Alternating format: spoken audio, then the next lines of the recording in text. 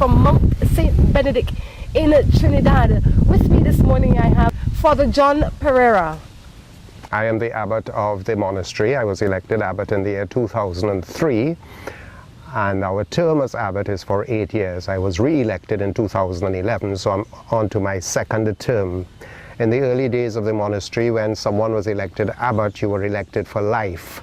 But in more recent times, we have changed our constitutions to give the brothers an opportunity if they would like to change their leadership. What is some of the qualifications for you to become abbot? The role of abbot is really the role of a spiritual father, and it's basically the qualities of listening, of attentiveness to the brothers, to the community, to the needs of the place. It's basically a leadership role. So my role here is to lead this community here at Mount St. Benedict into a way that would be faithful to our spirituality, to our Father, who is St. Benedict. St. Benedict lived 1500 years ago in Italy. As a young man studying law in Rome, he became disillusioned with the hedonism and the materialism of the time, and he actually abandoned his formal studies. He left his home and he went into the wilderness to live as a hermit, where he spent 3 years taking with him his scripture, and it was there in the cave at Subiaco that he was able to come to a deeper understanding of the true meaning of life. And out of that, eventually, he founded a community at a place in Italy called Cassino. It's Monte Cassino. Benedictines traditionally build their monasteries on high places, like here at Mount St. Benedict. And while he was the superior of the monks at Monte Cassino, he wrote a rule, and we call it today the Rule of St. Benedict, and this is the rule that we follow here.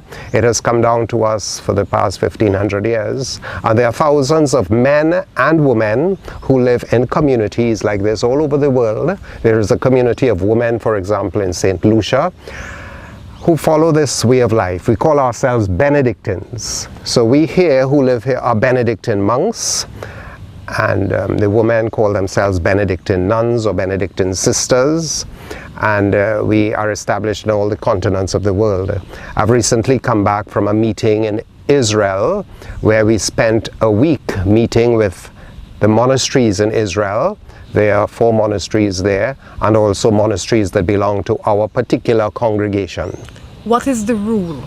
The rule of St. Benedict is the thinking and the spirituality of St. Benedict, which is based on the scriptures. It is actually a document about the size of the Gospel of St. Matthew.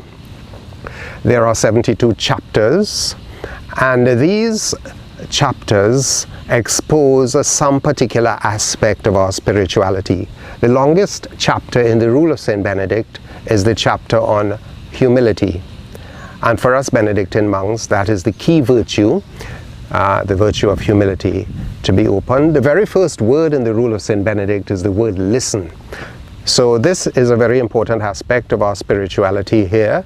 Listening to God, listening to the brothers in community, listening to the pilgrims who visit the monastery every day.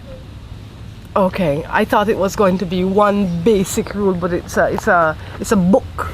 You can call it a book, you can call it a book. It's a series of writings, which are the reflections of St. Benedict, exposing to his monks a way of living based on the gospel, based on the scriptures.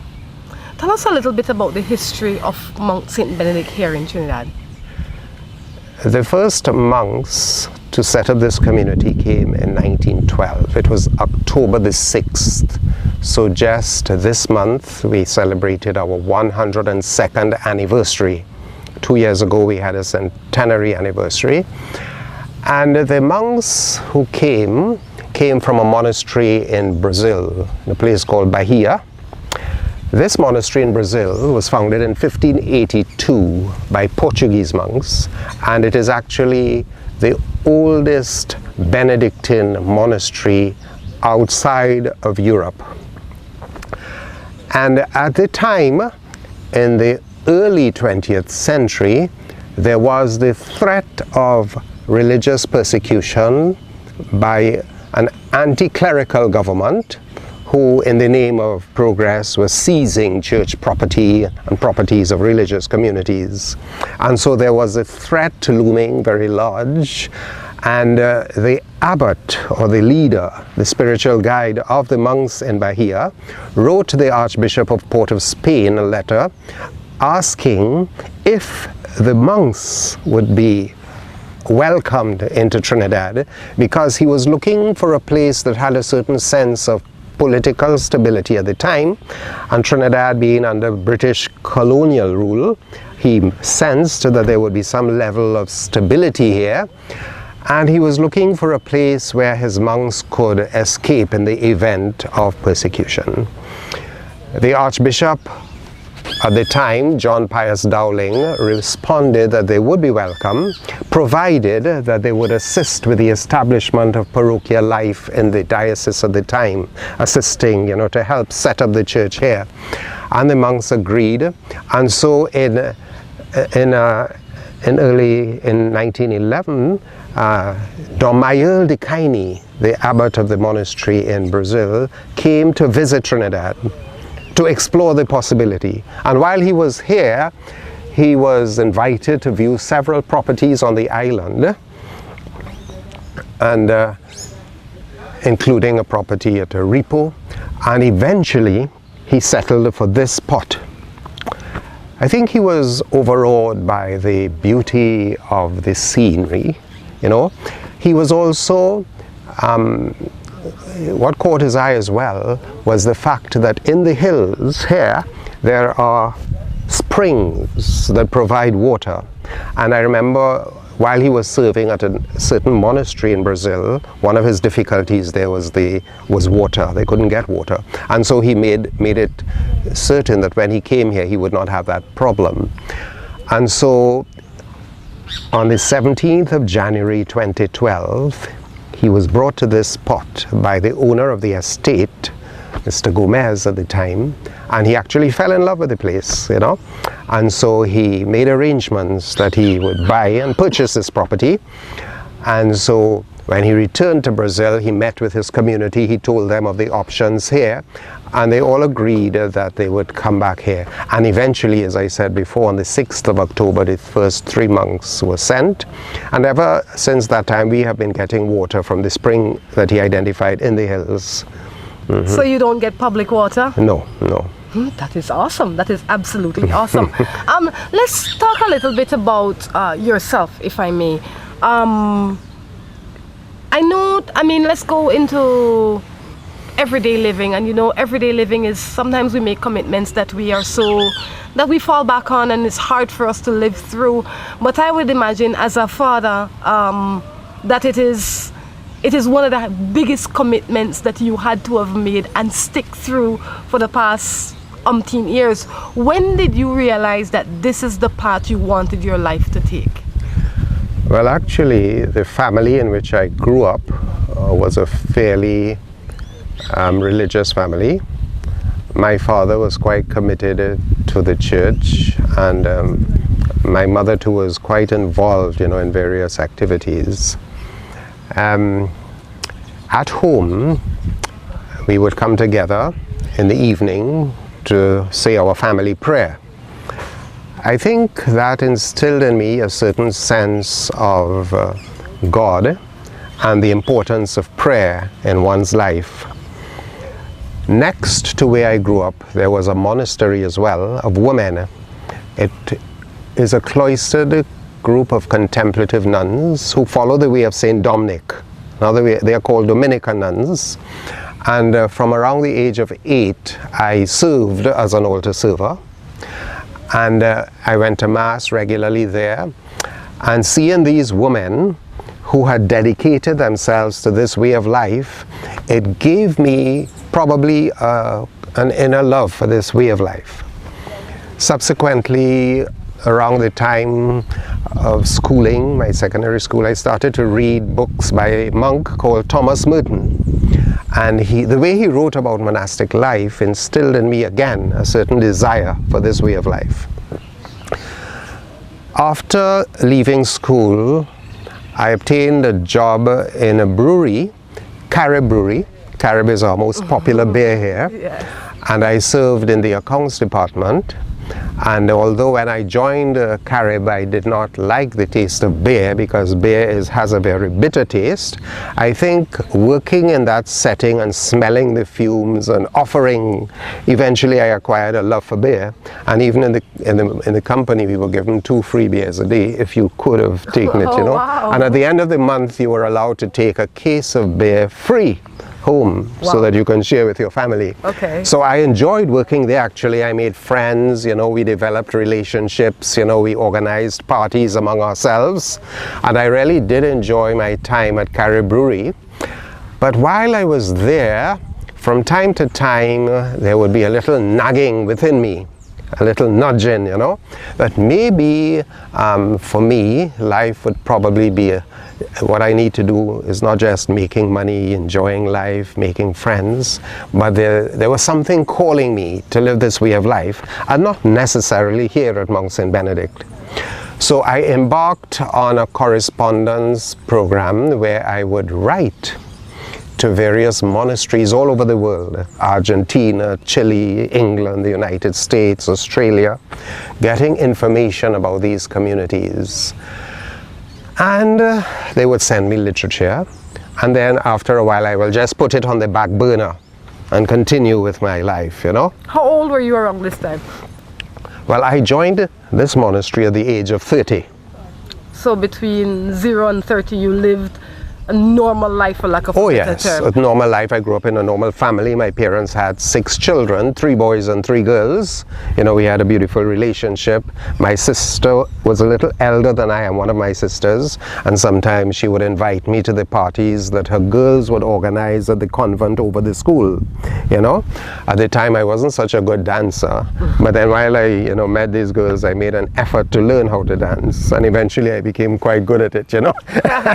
Well, you know, I find it quite interesting because I went to a Catholic school, and I always thought that that the nuns there were born so. Well, they were born so, man. If you find, like, as soon as they left high school or whatever, they just ended up there, until one day we got to speaking with one of them, and she too had a worldly life before she joined it. So I thought I'd bring it up so that people can see that you can make change and you can be committed to those changes. Yeah. What was the trend? Before I ask you that, did you have girlfriends, and were you thinking between maybe 20 and 30 to get married and all that kind of stuff? Yes, at least that was one of the very positive images that I had. My father and my mother were good Christians, and they raised a beautiful family, and I think I had something that I could have used as an example, as an impetus. So actually I saw myself on several occasions as marrying some young lady and raising a lovely Christian family, you know. So for me that was one of the options. And yes, I did have girlfriends. Actually, I think when I actually joined here, I had to let my girlfriend know that this was the choice I'm making. But what was that transition like? Well, for me, this monastery was not love at first sight. It was a gradual, it was as if I was seduced. Okay. Little by little, you know. It was a very gradual thing. So I cannot tell you that when I came here, this was exactly what I wanted for all of my life, and this is answer. No, because even when I was here, I was, you know, sort of threading slightly, thinking that maybe did I make the right choice, you know. But what was the transition like from your girlfriend? I mean, I would imagine that you're a Trinidadian man, you're a Caribbean man at 30 years old, you're in the prime of your fun, if you want to call it that. You work at Carib Brewery, where you said you get a case of beer every month, and you can drink as many beers as you want. And I would imagine that you obviously were not a stupid man. You worked in the account section, so you must have had girls. How did you break it to your girlfriend? You know, babe, I have to choose the church over you. I mean, what was that like? Okay, well, again, that was rather gradual, and it was respectful, you know. Okay. It was gradual. Everything for me was gradual. My experience was not like St. Paul, who was thrown off his horse on the way to Damascus. There was nothing dramatic about it. Okay. And actually, when I came here, I was interviewed by the novice master as part of my process of wanting to come here. And, you know, I told him that, you know, there's something in me saying that I'm not sure if this is the right step I'm taking that, you know, I could see myself, for example, raising a beautiful Christian family, making some young lady rather happy.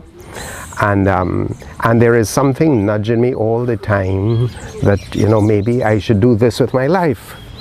So he listened to me and he said, well, you know, if you go and you get married today, you will be on your bed with your wife, and you would probably make her very unhappy, because while you are on your bed and she is expecting great things from you, you would be thinking, what would it have been like if I had responded to that nudge and come to Mount St. Benedict to become a monk?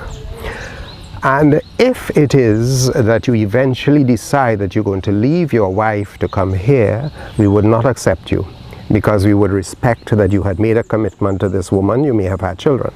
He said, however, if you would just to explore that nudge and come here for a while to try it, if after a year or two you decide that this is not for you, you would still have no children, you would be free, you could go out there and get married, and you would probably make your wife much happier, because you know you would have put to rest a constant nudge within you. So actually, when I joined the monastery, I came really to try the life. And I have been trying for the past 29 or 28 years. I'm still trying. Been loving it. So I think it grew naturally on me. It grew. So therefore, little by little, I distanced myself from that nudge, and I came here. The bell that you are hearing is a bell calling the brothers to our midday prayer, but we can continue. Okay. Do you get urges to go back at any point in time to your worldly life? At the early days, you know, because I think what had happened is that working at Carrier Brewery, I had my own vehicle. I had a sense of independence. I could have gone where I wanted to go. I could have picked up myself and go to the beach this morning and do what I wanted to do. I could have gone to this party. I could have, you know, I had a certain sense of freedom. When I came here, I joined the monastery restricted under a rule and an abbot and a community. So I am no longer my own man. So therefore, at the beginning, it was a little difficult. How did you cope with those urges? Well, I tried to stay focused on what I was given to do here. Because in the formation, you are given classes in the spirituality. You are given certain types of work. So I was working on the farm. I was doing woodwork, you know, so you're given an exposure of different work. One of our mottos is ora et labora. Okay. Ora means prayer, labora means work. It's two Latin words, ora et labora, and that keeps us focused. So I rallied through that period, and as I said, little by little the life grew on me, you know. I was like seduced. Now, do you still feel that you don't have any freedom?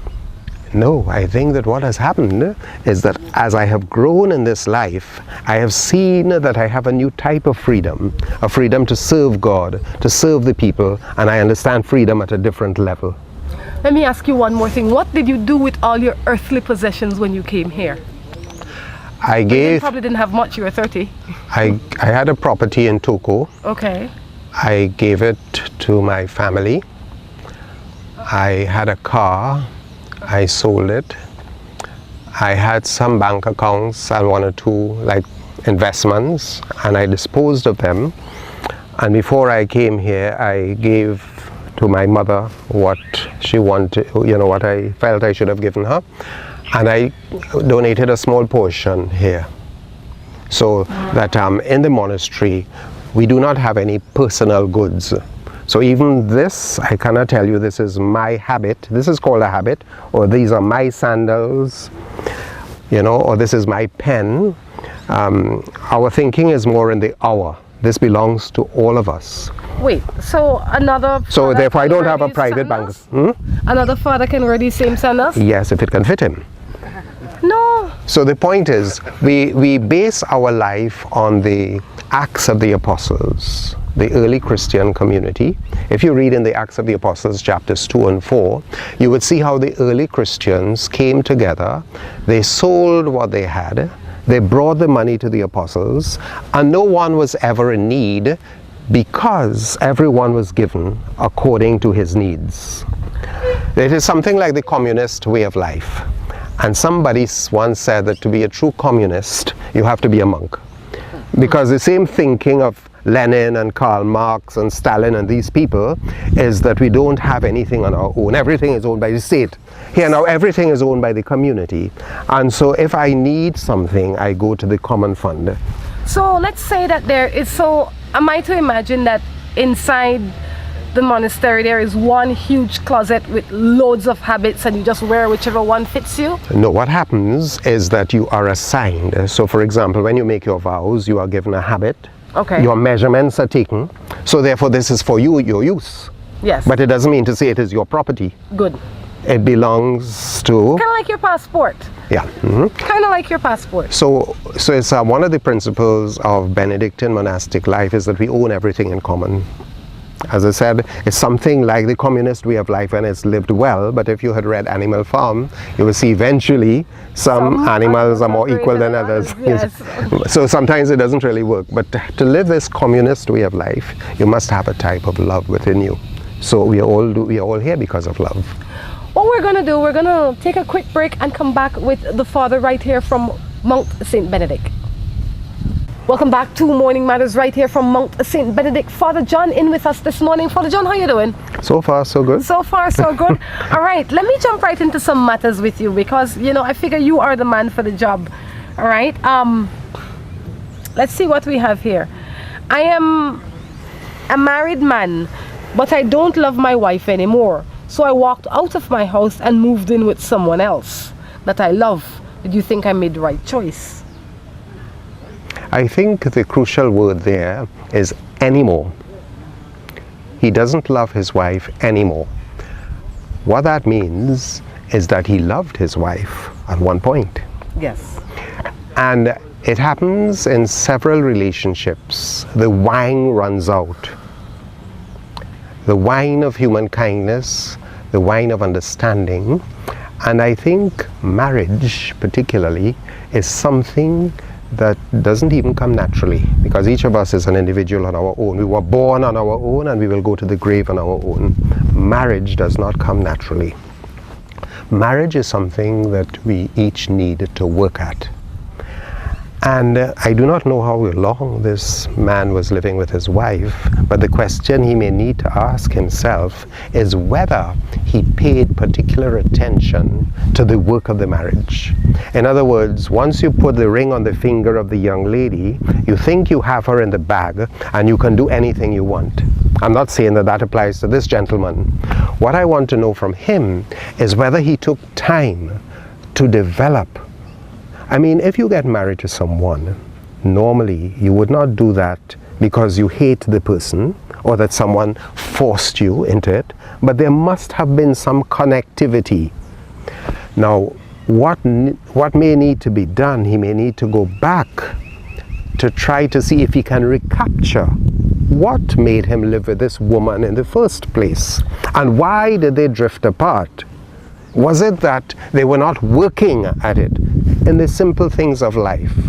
But do you think that it is worth or even possible that he can rekindle that, considering that he's left and started a new chapter? Just on the surface it seems no. On the surface it seems no. And it may be very difficult. But for people listening to this program who may not be in his position as yet, I think they need to take stock and look at their own present situations, and simply giving your wife a phone call during the course of the day. You know, have you just abandoned her when you go to work? You know, would you, take her out somewhere? Or does she just have to cook your food and make up, and do everything in the house? Do you treat her as a servant? Do you treat her as a mother? Some men are not really looking for a wife, when they get married. They're looking for a mother. A woman who can do the exact things, who can cook like their mother, who can look out for them like their mother, and they don't grow out of that. And there are many factors in a marriage. Honestly, I would have to speak to this gentleman if I had to find out more about it. My gut feeling is that he is making a wrong decision, but I do not know all the facts. All right. I am in love with this girl. I probably have to read this in proper English, shouldn't I? Okay, I'll read it the way it is and then I'll translate it for you. I'm in love with this girl. Me and she go out, but she don't love me the way I love her. What should I do? Well, I guess you understood that. yeah, definitely. I mean, is this person imposing himself on this young lady, or is it something that could eventually develop? In other words, love often grows. And I have heard, for example, in Trinidad we have a tradition among some of our old Indian families of arranged marriages. And I've met someone recently who never met her husband before she got married to him. Wow. She did not know him, everything was arranged, so she didn't even love him. But after several years of marriage, she can now say that I love this man. Okay? Love is something that can grow. There is also love at first sight. So there are several types of love. Father John, you believe in love at first sight? Well, maybe until you give them a second look. But actually, love at first sight does happen. In other words, there is a connection that, you know, you have seen someone and something clicks. And that has to grow as well, because it's often just on the surface, you know. This young man who is dating this other person, he gets the impression that she does not love him in the same way. Yes. Now that doesn't mean that she will never love him in the same way. So in other words, it can grow. But he has to discern whether or not he is spinning top in mud, whether there is any hope here, or whether he should pursue. Because you don't want to keep wasting your time. You know, as much as you are a father, Father John, you have good Caribbean term. The man say, wonder not if he's spinning top in mud. All right? Yeah. That can't go nowhere. All right. But you know, once somebody says that they might not, like you might not love me the way I love you, you have to realize that people express love differently. Yes. And you sometimes just have to meet the person where they are. That's just it. Yeah. You know, I mean, for you, love might mean that you will pray for me every day and you will make me breakfast and you're going to do all of that fun stuff. And for me, it might just be, you know, just buy me a car and get me some nice clothes and put me in a nice house and give me some spending money and I'll say, Father John, love me. Yeah. So you have to define what love is for each. Definitely. And you do not want to cheapen a relationship. So if you are getting involved with me just because I have a big salary and I can give you everything you want and I can send you to the nail specialist and the hairdresser every other week, I don't think it will last too long. In other words, just getting married to someone for the material benefits makes absolutely no sense. I agree with you. There must be something within, you know, and there must be some connection. Absolutely. I have a man and I love him, but he don't want me to have any friends or go anywhere. I think that that is a very, very sad state of affairs. In order to make a marriage or any relationship work, there must be certain spaces in your togetherness. Yes. It is like the pillars of the temple. They stand apart, but together they hold up the temple. Now, if these two pillars come too close to each other and you're always under the other person's skin, the whole temple crashes. So there must be some level of distance, some level of trust. And if that does not exist, then eventually the temple will crash. I want to know what to do. I have someone that I love so much and will do anything for, and I don't want to leave him because I have love for my ex, but he doesn't do me so much wrong, and he is in jail for years. Tell me what to do. I'm 26 with no kids. What to do? I have someone that I love very much and I will do anything for, and I don't want to leave him because I have love for my ex. I think I'm not trying to figure out who's in jail. Well, this is the boyfriend that she had. Her ex is in the jail. Huh? Her ex might be in jail. Yes, okay. her ex is in jail. I think she has to think realistically. There may be a love between herself and her ex who is in jail, but if he's going to spend the next 50 years in jail, by the time he's ready for her, you know, she may not be good for herself. She might be in the nursing home. Well, not only that, distance and time, and in this case, jail, change people. Yeah. It's like you changed when you came here. Definitely. You saw things differently. Oh yes, You started I had to. believe It's a different culture. Exactly, and that is what jail does for you. When you go into jail, the you that went into jail is not the you that comes out of jail. But it can also mellow you. Look at Nelson Mandela. It could. It very well could. Yeah. So, but what I'm saying then, that she will meet a new man regardless. Yes. When the man comes out of jail, even if She may not know him. He's a different man. Yeah. Especially if he spends years in jail. Yeah. So I would say, if you feel that you are in love with him, it proves one thing, that the man you are with now, you're not really in love with him. Because if you were in love with the free man that is available in front of you, you wouldn't be thinking about the man in jail. Right. So dismiss the man that you now have. That Yes. would be my opinion. Yeah. And the man that is in jail, maybe you want to continue to nurture your relationship with him, depending on how long he's going to be there. Or you might want to say, you know what, single life might be what I need so that I can fix me before I go anywhere else. Yes.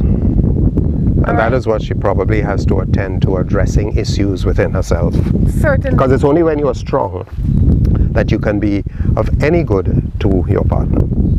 If you are in a relationship and you are consistently depending on your partner for emotional support and to tell you how much he loves you, you know, it may not go very far either. You have to have a certain sense of your dignity, a certain sense of your beauty. So without any partner, you know that you're good looking. For sure. I lived with this guy for 10 years. He started to bat on me with another woman. And I know about one, and he have in PG. But now I find out that he have more than one. And he always lie to me for go sleep out with next woman. When I call or text, he not answer me. And with all that, I still love him. What am I to do? I think that is a lost cause. She should really, you know, pull up her socks, attend to herself, and get on with her life. Father John said, pull up herself and attend to herself. On that note, we're going to take a break and be back. Welcome back to the third and final segment of Morning Matters. Father John in with us. Father John, everything going well? So far? What an unusual day, or is this a normal day?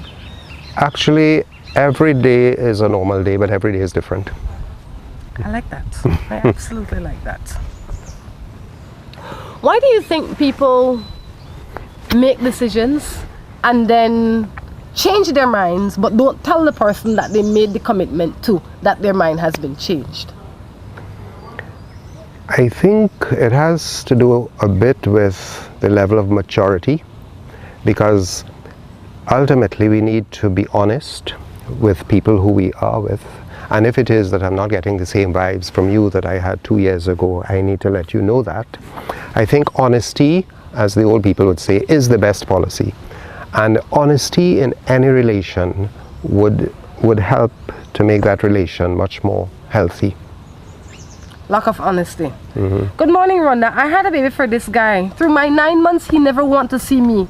Now I don't have the baby. He wants to see me now.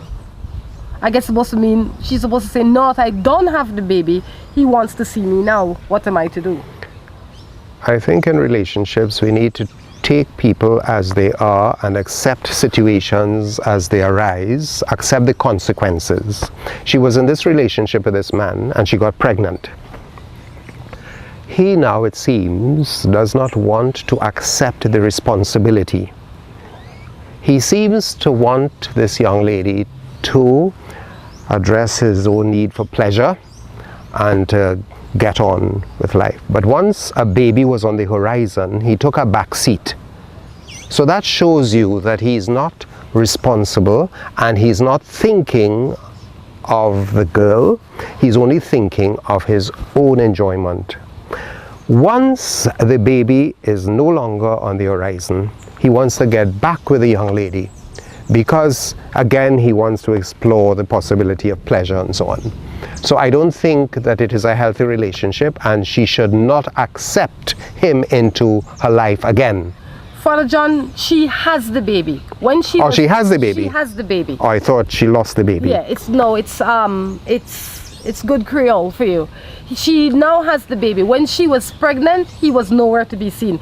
Now that she's gotten the baby, now that the baby is here, he wants to be around now. Yes. Well, honestly, I still am not happy with that, because I think during the time of pregnancy of any woman, it's a very delicate time. And if it is that someone is responsible, the father of this person, he should have taken an interest in her during the pregnancy. Well, I agree with you halfway, and maybe this is going to make for good entertainment. And the reason I agree with you is that yes, he should have done that, but that is behind us now. It is present. The present situation is now. Maybe at that time he was not ready to be a father. Sometimes we get pregnant, but as women we have to adapt and adjust, and we have to be ready for that pregnancy. And while the baby is growing inside of us, we have to be making ourselves ready. Men don't have that physical attachment to the child, so maybe he wasn't planning on that, and that kind of threw him off. And now he might be very ready to be a father to this child and maybe a boyfriend to this woman. I agree that you might not want to give him the opportunity to be a boyfriend to you. Well, if she thinks that he has grown, maybe through that 9 months of pregnancy he was able to think through himself. If she can discern through her conversations with him that he has matured and he's willing now to take on the responsibility, by all means she should accept him. But I think it would be a difficult call for her to make. Well, maybe what she can do though is start by allowing him to be a father to the child. Yes. And not get herself emotionally attached That's to a him. good plan. Because then she can monitor his behavior based on that. Yes. If he comes around, he takes care of the child, he sits with the child, then you know that he is ready for at least one level of the commitment. And then maybe if you want, you can go from there. Sure. But yeah, that sounds like a plan. What does it say? Excellent. Never be anxious for anything. So when you see the man come at the door, don't get anxious and try and jump in with him right away. Yeah. Take your time. See how he relates with the baby. Slow your roll. Yeah. This one says, my ex says that I am vindictive because I don't want him to see the children in my house. Do you think I am? Well, she may not be, depending on the human qualities of the father. In other words, if he was abusive and by exposing these children to him, they would experience that type, I think she has to be cautious. But being a father, he's the only father. He does have a right of access, and she should honor that, but she needs probably to monitor it. He thinks that she's being vindictive. She may not be vindictive because she may have seen some behavioral patterns in his own life that she does not want to expose the children to. She may not be vindictive, but she probably needs to be a little more open to allow him that space, and she can judge whether it is healthy or not. And I believe, based on the little information that she sends, that maybe she is taking her own experience. Like maybe he was abusive to her. Some people and she thinks that could. But being an abusive husband does not necessarily make you an abusive father. That's right. Right? And the children would need to know at some point who is their father, and come to respect him. Whether or not he is an abusive man, whether he's an alcoholic, they would need to respect him. And it is important that at some point the children do have a relationship, but how close that relationship will depend on the nature of this gentleman and whether she thinks that she can trust him with her children. You need to be open and fair, and in you being open and fair, the answers will come, I think.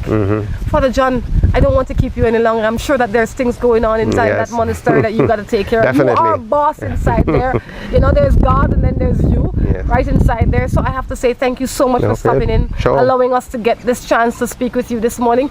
Is there anything that you would, last word that you'd like to leave with us?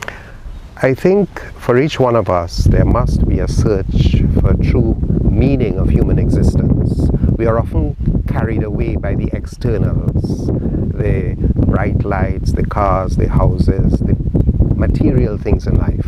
But as a follower of Saint Benedict, And as one who rejected that type of hedonism and materialism, my message to all you listeners is that you need to take stock of what is the essential, what is the one thing necessary, what is the most important thing in life, and if I were to offer an answer, it is God. Thank you so much for your time. Guys, until next time, I definitely encourage you to take care of yourselves and each other. This is Rhonda Crichton along with John Pereira.